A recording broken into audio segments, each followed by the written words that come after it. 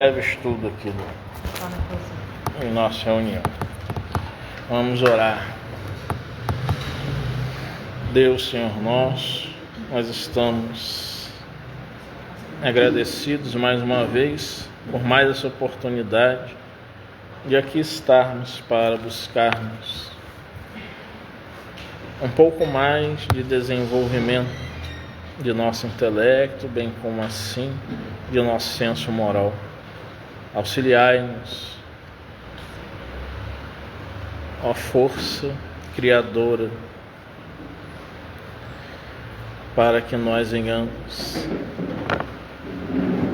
a trabalhar o nosso interior a fim de alcançarmos maior percepção dessa força que também em nós habita.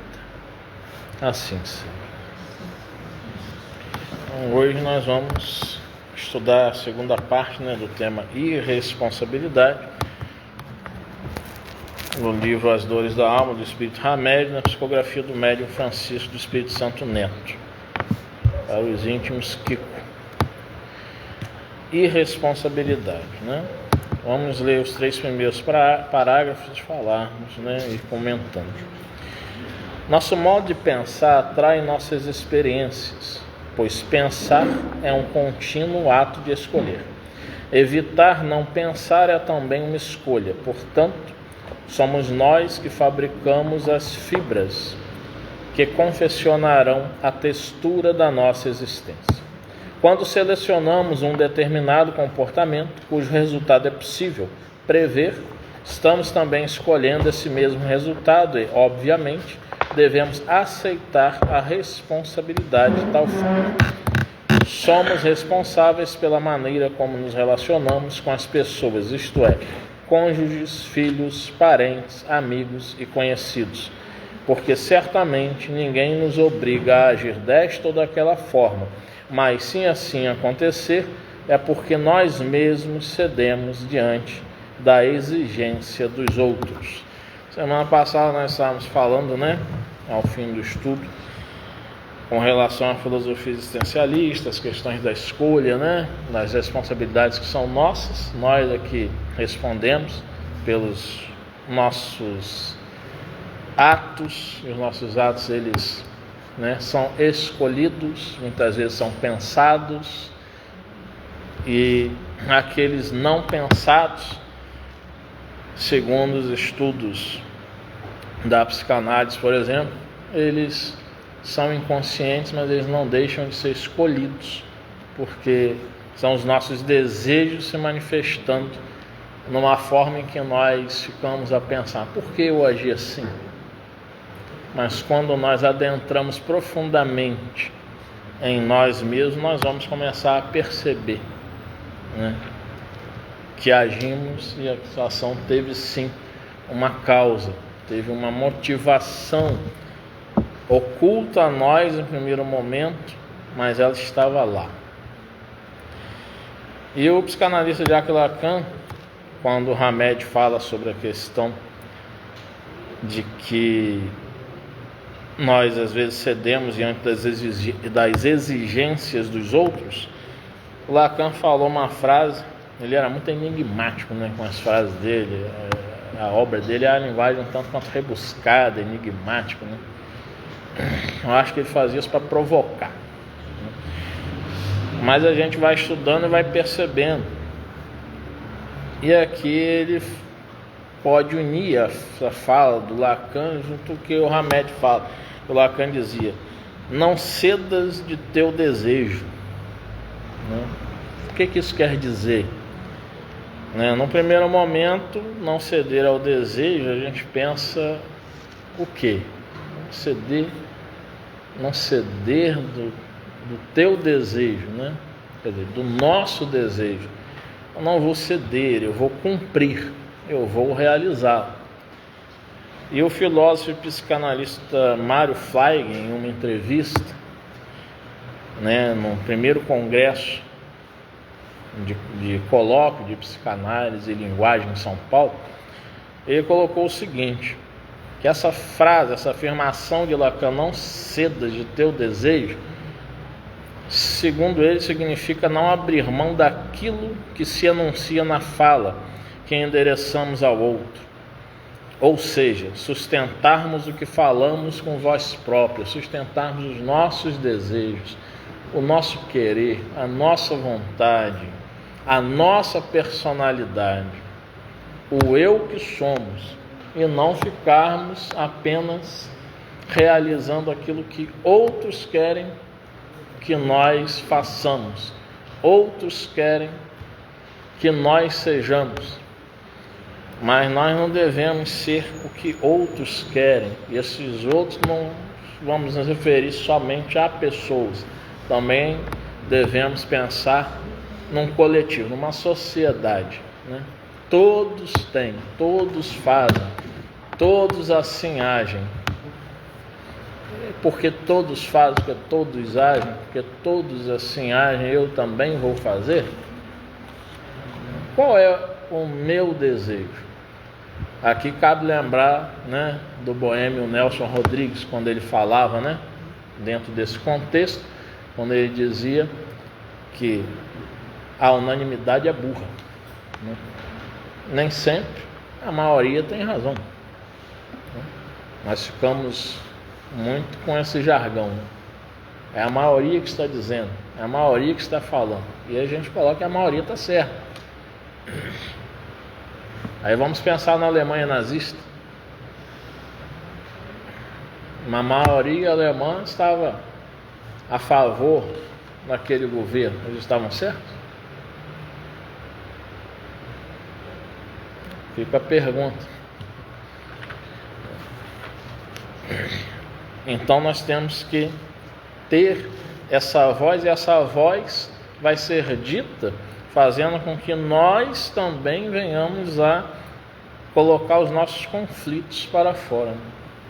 E muitas vezes colocando os conflitos para fora que nós vamos no conflito, seja o conflito com minhas questões sexuais, seja um conflito com um cônjuge, com uma mãe, com um filho, com uma filha, com esposo, esposa, com namorado, enfim, com avós. Nesses conflitos, muitas vezes, quando nós colocamos para fora aquilo que está em nós, é que nós conseguimos soluções. Eu lembro de um colega psicólogo que ele um dia chegou para mim, eu psicanalista, ele é um analista junguiano e ele é também psicólogo existencial humanista. Ele falava o seguinte: ó, Léo, do conflito saem as soluções. E eu às vezes rebatia ele, mas como assim? A pessoa vai conflitar, ela vai se sentir mal e vai sair solução? Acho melhor ela enfrentar os conflitos internos dela com ela mesma do que se colocar para os outros, né? E ele falou, não. Vai lá em Freud, vai lá em Lacan, estuda melhor, aprofunde-se mais, que eu estava na época da formação, e você vai ver que eles também colocam a mesma coisa. E aí nós fomos nos aprofundar e realmente está lá, né? Uma fala do Freud que diz assim: quando as emoções são reprimidas, quando, né, não se coloca o conflito que se tem para com o outro, essas emoções saem muitas vezes das piores formas possíveis. Quais são as piores formas? Né? Transtornos mais diversos, né? O que hoje se chama de ansiedade, de depressão, síndrome do pânico, transtorno obsessivo compulsivo, tudo isso na época do Freud era chamado de histeria de conversão. Por quê? O que é histeria de conversão? Os sintomas psíquicos que se manifestam no corpo, que se manifesta na mente.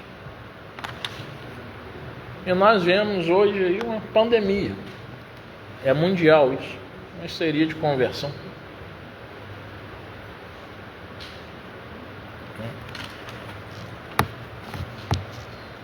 E nós precisamos compreender. Um colega ontem me questionava: Léo, por que os psiquiatras, os psicanalistas, os psicólogos que têm um viés espiritualista, por exemplo, eles não fazem um tratamento diferenciado nos seus pacientes?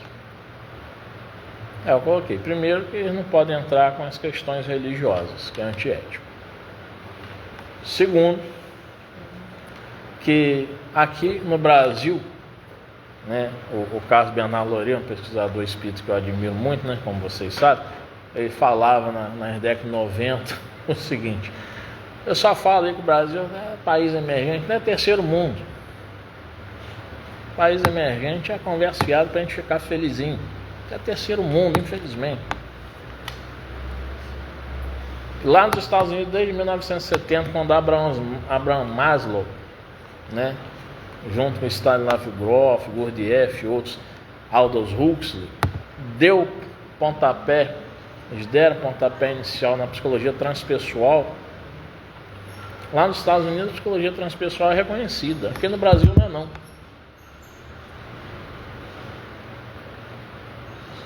Aqui tem pós-graduação em psicologia transpessoal, mas não tem, a maioria delas não tem o aval da CAPES.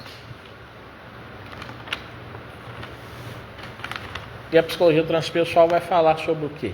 Nós estudamos às quartas-feiras online, né, a cada 15 dias, a série psicológica de João de Anjos, que é a psicologia transpessoal, que vai falar de espírito, reencarnação, mediunidade, processo obsessivo, né?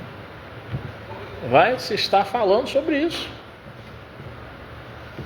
vai se estar adentrando profundamente isso, estudando e, claro, né, tendo toda a base também teórica das demais escolas.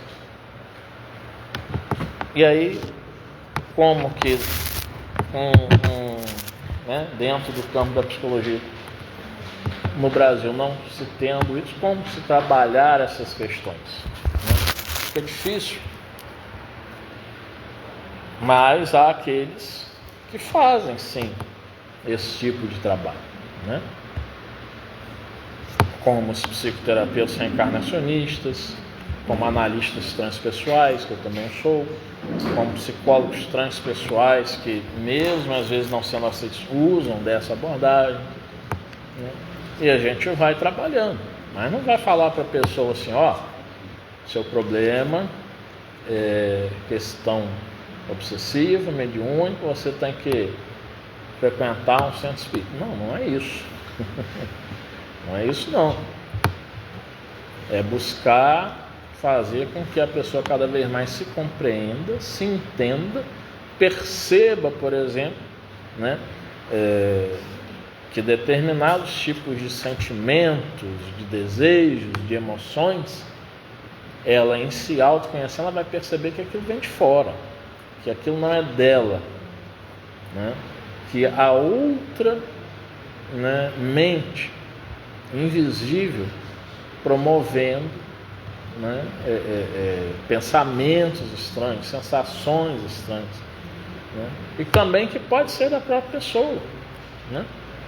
Os fenômenos que o espiritismo chama de fenômenos anímicos, né, que são os fenômenos, né, parapsíquicos ou paranormais, né? A pessoa entra no ambiente, ela percebe que o ambiente não está bom.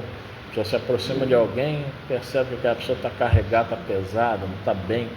É um fenômeno anímico, não é um fenômeno mediúnico, né? Tocar num objeto, perceber ali a história daquele objeto, chamada psicometria, isso é um fenômeno anímico, isso não é um fenômeno mediúnico.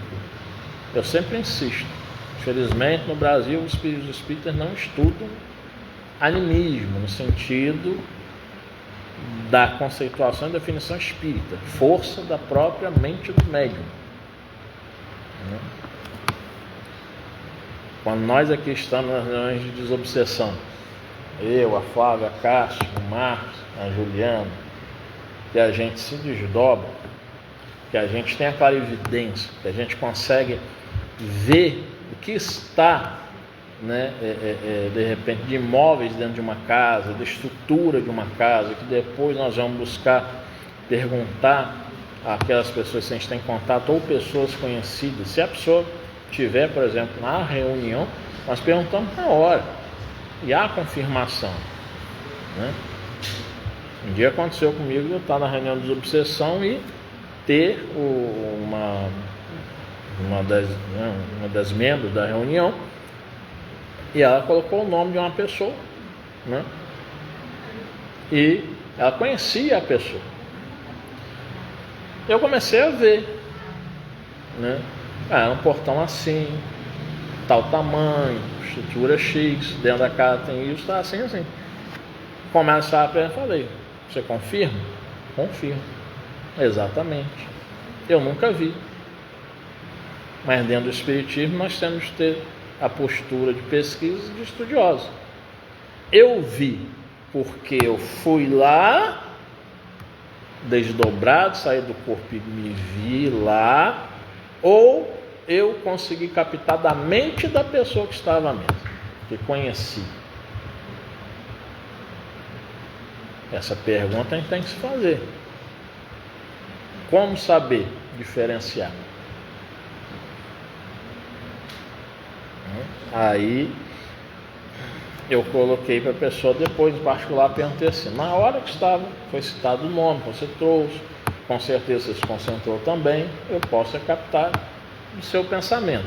Mas aquilo que eu vi que ele descrevi era aquilo que naquele horário estava a ser realizado por essa pessoa na casa?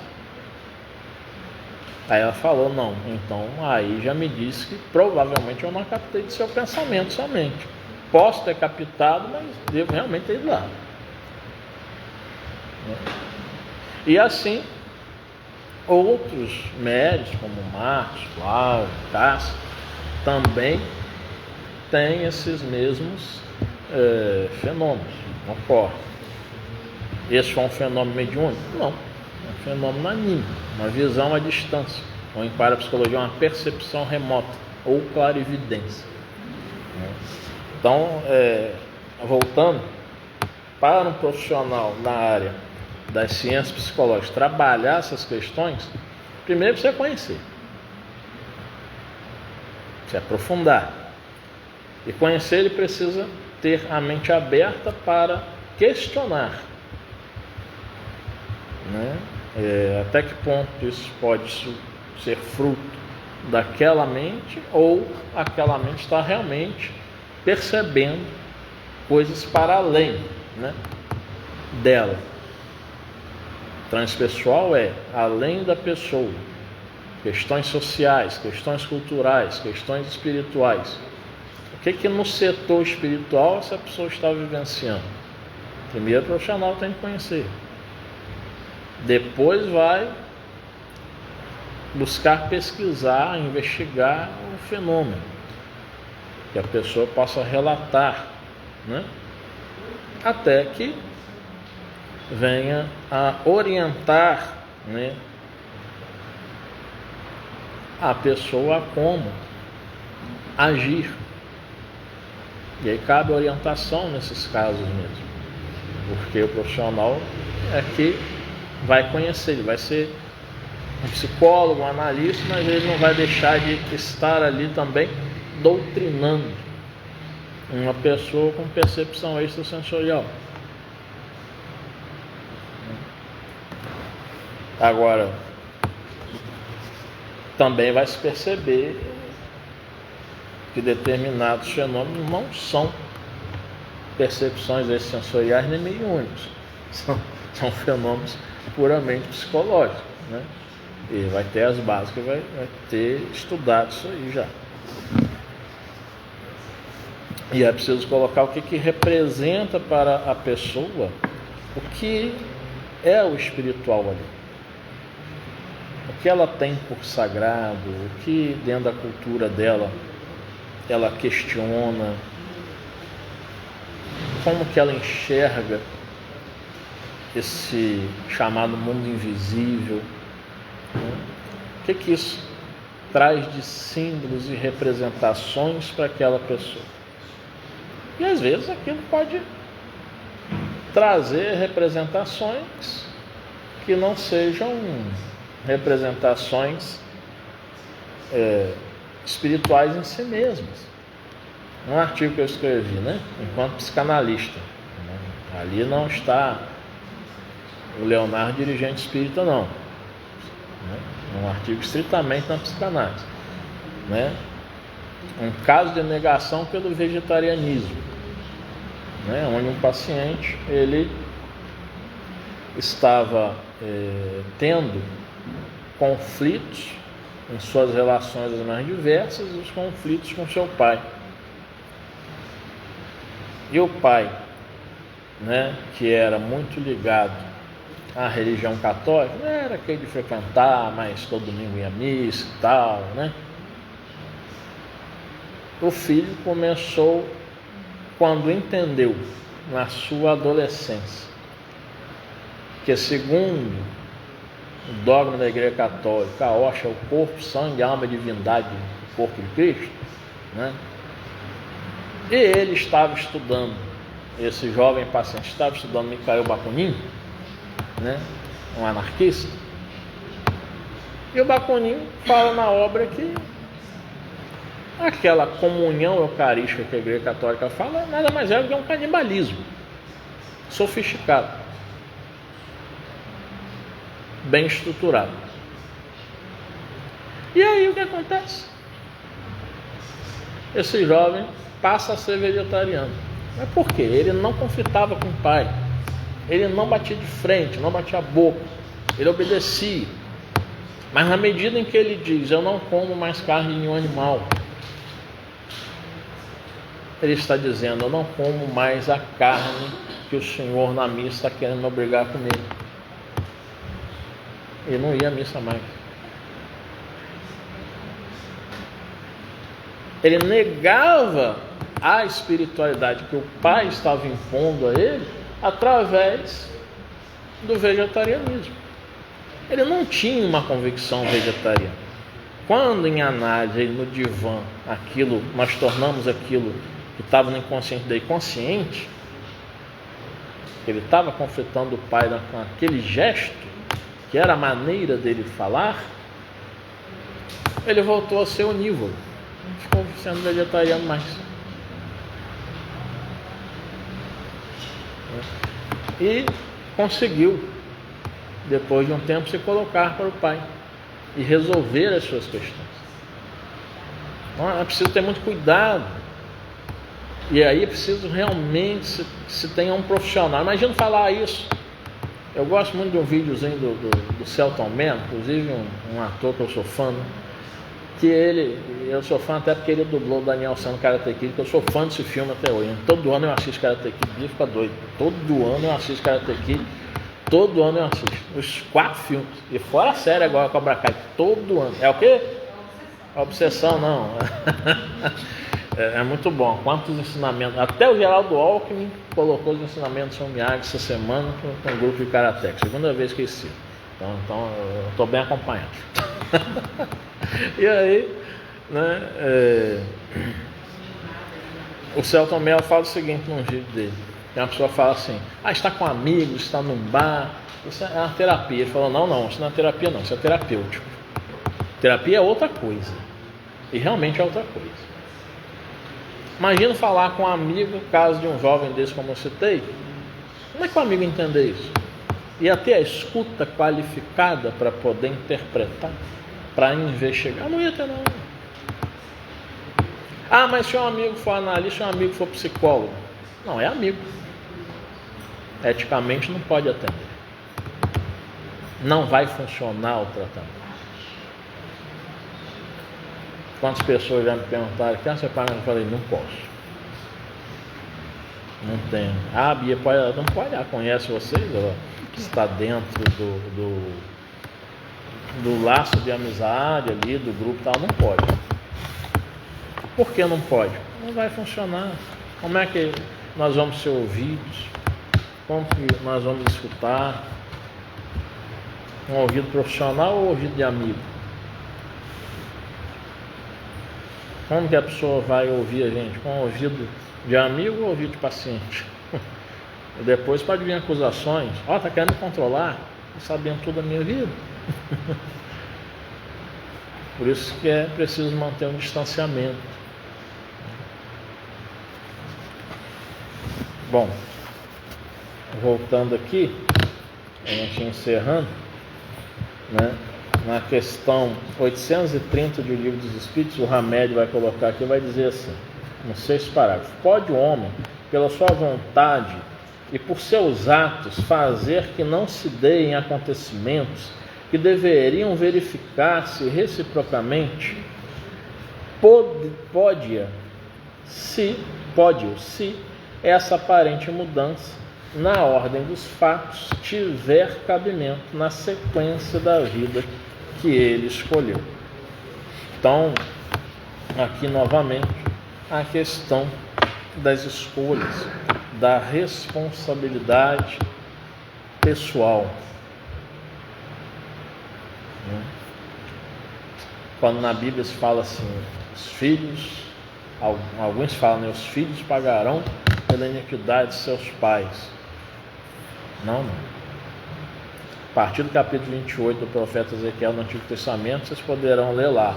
Nas traduções mais modernas vai até estar o tópico, responsabilidade pessoal. Os filhos não pagam pelos pecados de seus pais.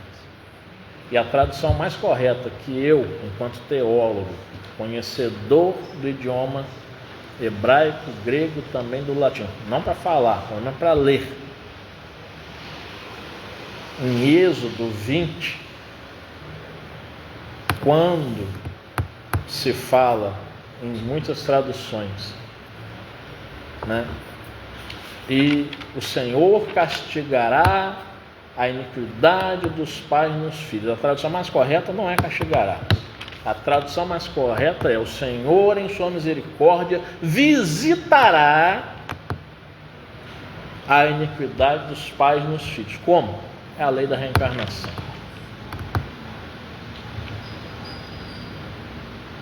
Pesquisas científicas sobre o campo da reencarnação nós deixam bem claro que a maioria das crianças que se lembram de memórias de vidas passadas, quando pesquisadas, revelam que tiveram uma morte anterior de até 30 anos atrás. Então, quer dizer, pode-se ser neto de si mesmo, vamos dizer assim. Pode-se ser um sobrinho neto. Aqui mesmo nós já pesquisamos com colegas casos, né? De que os espíritos falaram que aquele fulano seria aquela pessoa, e as pessoas começaram a investigar o comportamento das crianças e as memórias que as crianças tiveram, e a gente foi entrevistando, foi pesquisando, e elas tiveram realmente aquelas percepções, como reconhecendo os locais, inclusive, onde as pessoas dormiam em suas casas, sem se ter falado para aquelas crianças sobre aquilo. Uma criança de 3 anos e meio, 4 anos, não vai mentir. E fora as entrevistas com os adultos também.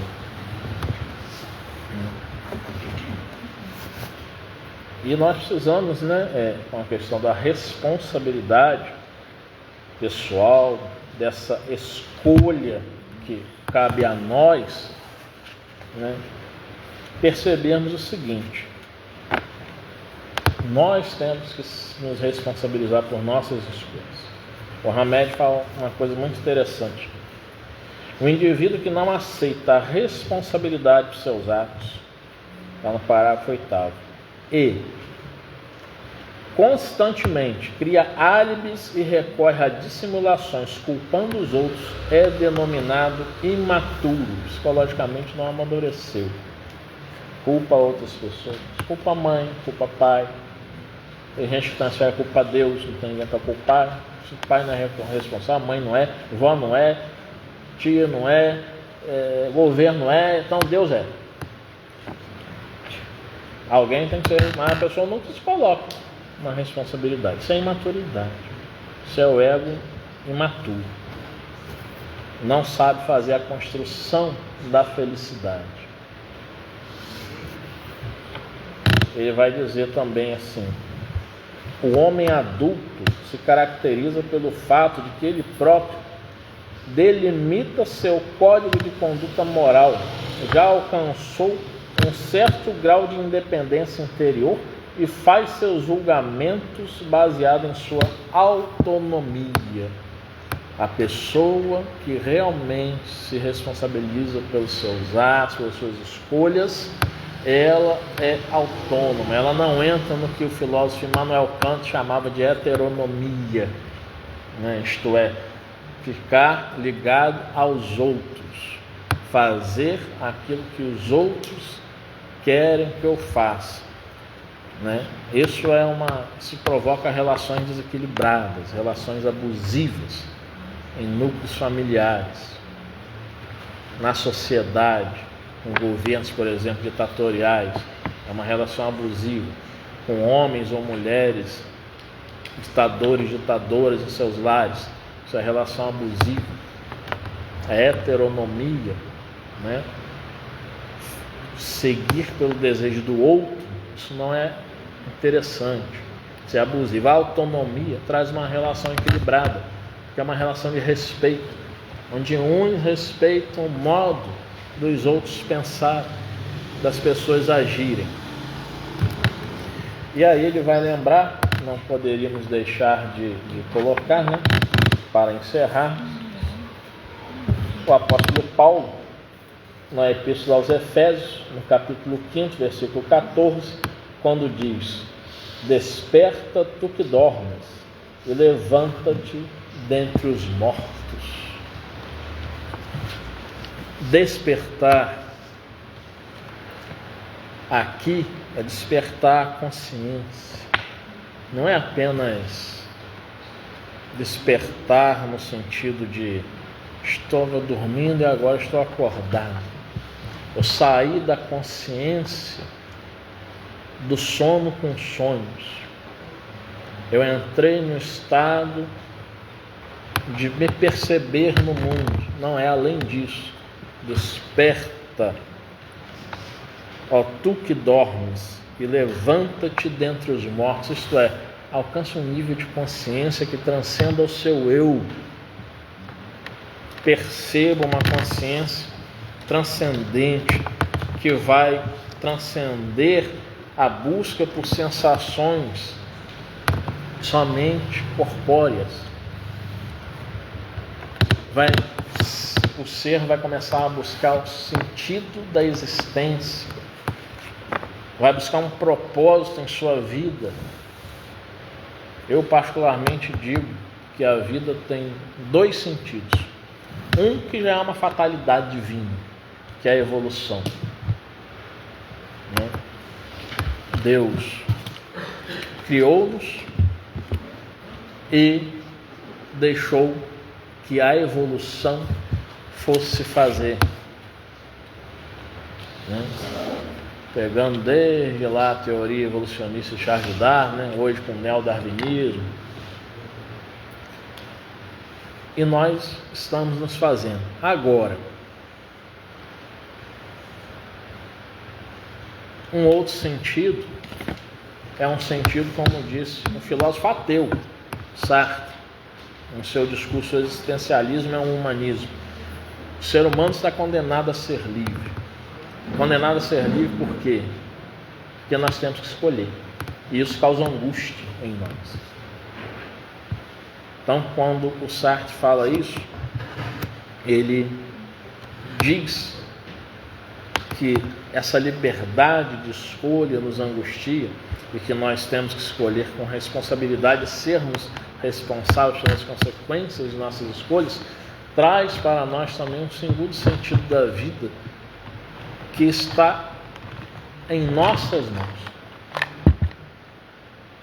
Só nós podemos modificar os nossos destinos, só nós podemos fazer o nosso destino. E nós devemos buscar um propósito em nossas vidas. Sem um propósito, ninguém vive. Mas esse propósito, ele não tem que ser, de repente, desvelado de nós. Nós é que temos que ir em busca. A tarefa é nossa.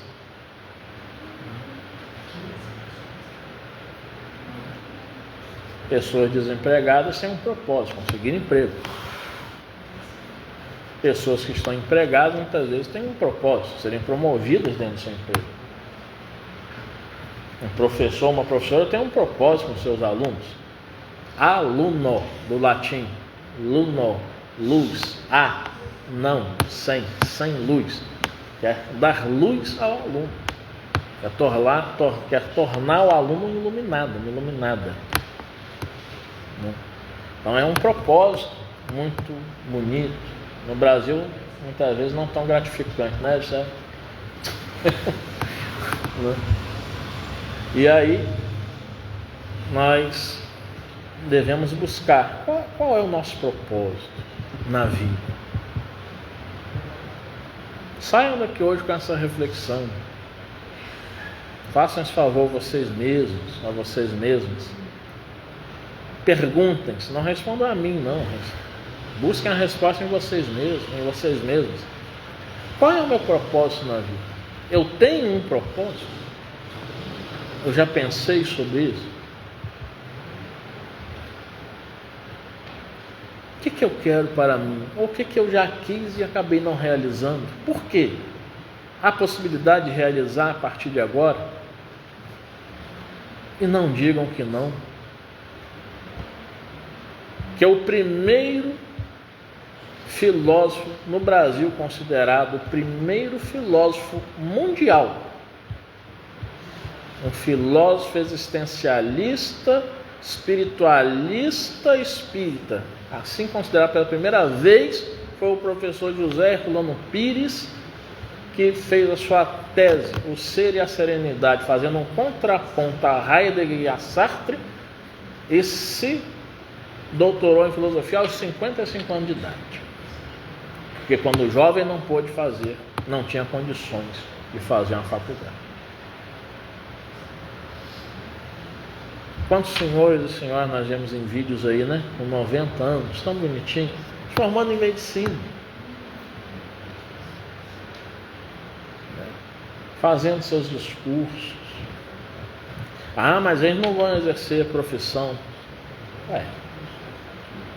Quem disse que não? Se não nessa vida, quem sabe na próxima? E por que não nessa vida também? Mas eles não vão ter como fazer uma cirurgia. Não, mas a consulta eles podem, eles sabem. Então, pergunta-se, qual é o meu propósito na vida? Eu já pensei sobre isso. Eu tenho um propósito? Se eu não tenho, qual que eu devo buscar?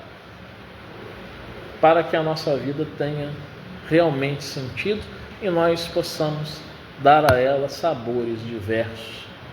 A vida tem gosto, já dizia um filósofo que eu admiro bastante, que é o Albert Camus. E os próprios espíritos não deixaram de colocar isso para Allan Kardec, quando falam que nós fazemos as nossas escolhas, nós damos à vida os sabores que a vida tem a nos oferecer. Mas nós temos que não esperar oportunidades, fazer oportunidades. Bom, que Deus nos abençoe e vamos encerrando essa parte de hoje. Deus, nosso Pai, nós estamos agradecidos por mais este momento de reflexão, por mais este momento, Senhor, em que nós nos colocamos aqui para pensarmos, para refletirmos juntos sobre as questões espirituais e, claro, dialogando com os mais diversos ramos do conhecimento e hoje mais presentes a psicologia, a psicanálise e a filosofia e uma parte da teologia. Nós, Senhor, queremos estar voltados, como Agostinho já dizia, para conhecer-te, E tantas vezes repetimos após o passar dos tempos com o mesmo Agostinho: ó beleza, quão antiga e sempre nova, quão tarde te amei. Auxilia-nos, ó Deus,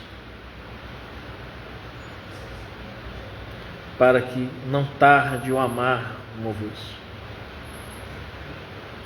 mas que possa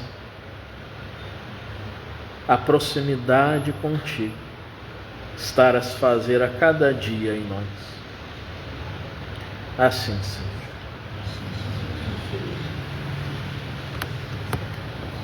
Boa noite, quem acompanha online. Da paz a todos.